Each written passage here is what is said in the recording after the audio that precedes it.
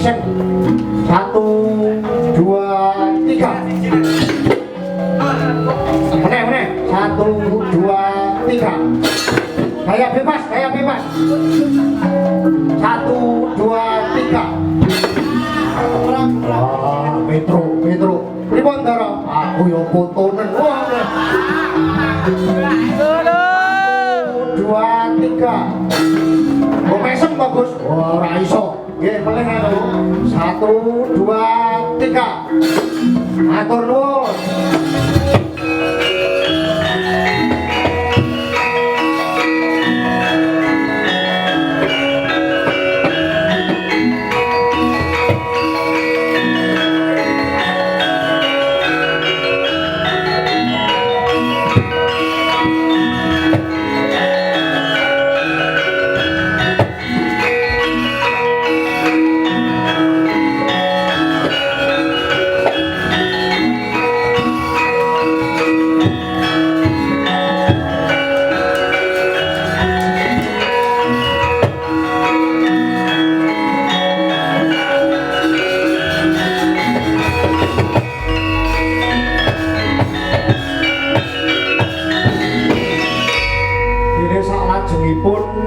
Adicara Maida Hasanah walimatul manten ingkang badhe katindakaken dening Ustaz Ki Semar Badranaya Al-Had.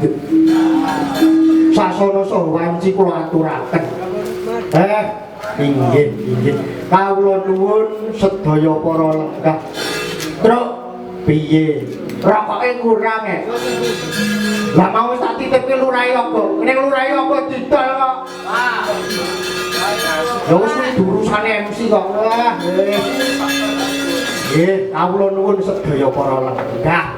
Nggih, kula namung dapur nekseni samu barang ingkang sampun kagelar menika. Namung badhe nderek ndedonga sarta memuji. Kula tak nderek caos ular-ular nggih.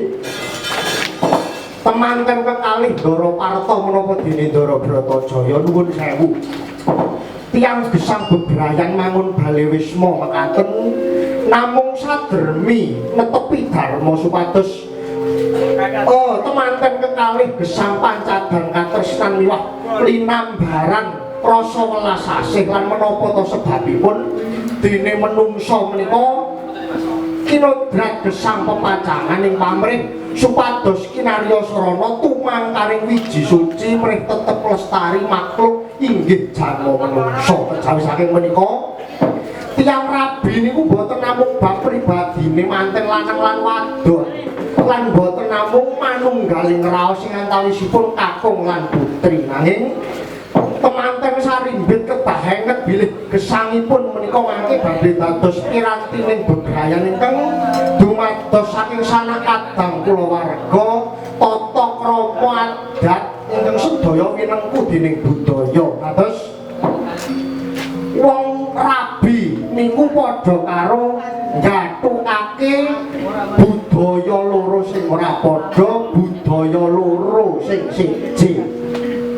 Bebrayanipun Ndara kula kekalih mugi ngrambahana dhumateng temanten kekalih inggih menika Mas Muhammad Rizal kaliyan Mbak Susi sumarambah dhumateng sedaya kula warga ageng Mbah Tasno lan Mbah Larsi atur untuk keruntungan kadidine tembang sarung jagung abote kebacut tresna.